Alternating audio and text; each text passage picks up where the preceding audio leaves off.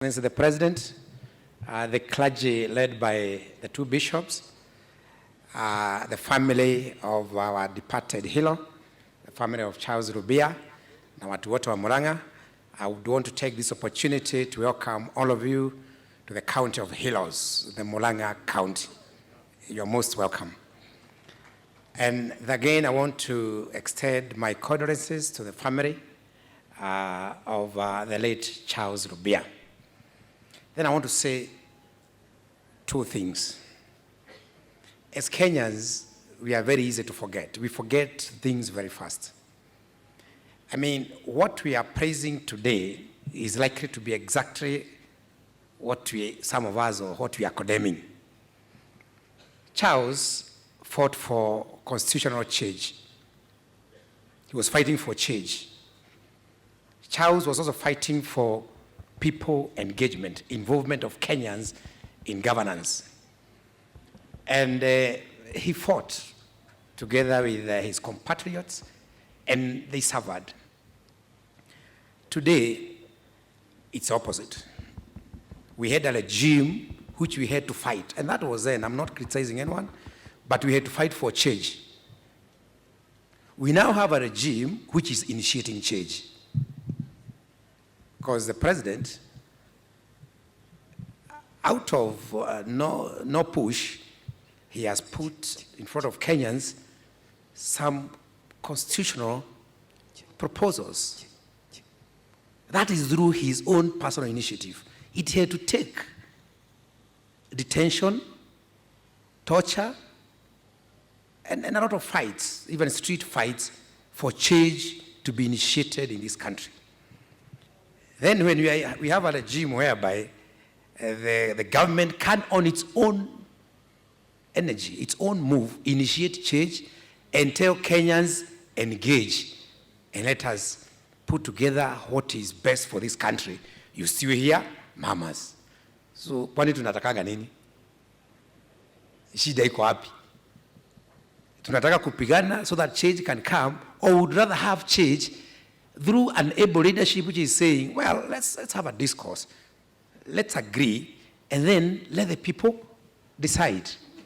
And I'm not talking BBI, but I'm also talking BBI, my friends, because that's a constitutional proposal that the government has put to the people.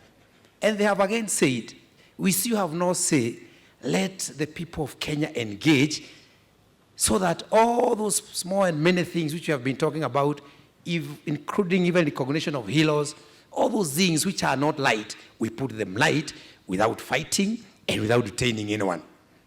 So, Your Excellency, you know, these things will keep happening. You continue.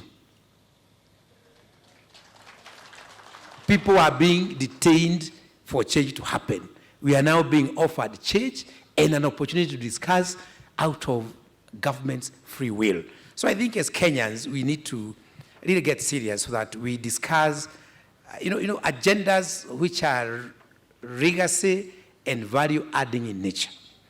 I think we need to get serious, because we get too small at times, and then you wonder, what kind of a nation are we going to bequeath to our children, surely? So my request is, the best legacy, the best thing that we can immortalize Charles and others with, is to make sure that we keep engaging, bringing change without necessarily having to resort to detentions and street fights. Lastly, Charles, as a chair of the Murang'a Council of Eminent Persons, had visited our assembly together with the entire council, and they made a very specific appeal and proposal. They made a petition that they would wish that the county government of Murang'a dedicate some space for the construction of Murang'a County Heroes Library.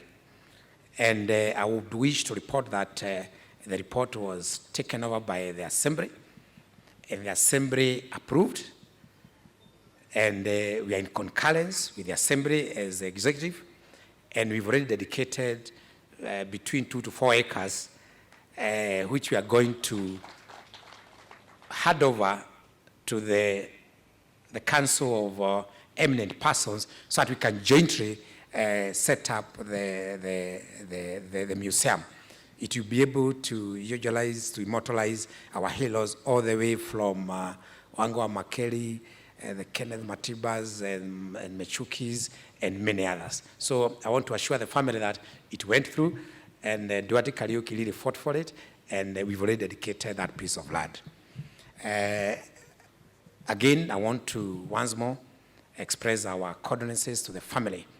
And at this juncture, I want to take this opportunity to invite the head of state to come and give his condolences. Let's all rise and welcome the head of state.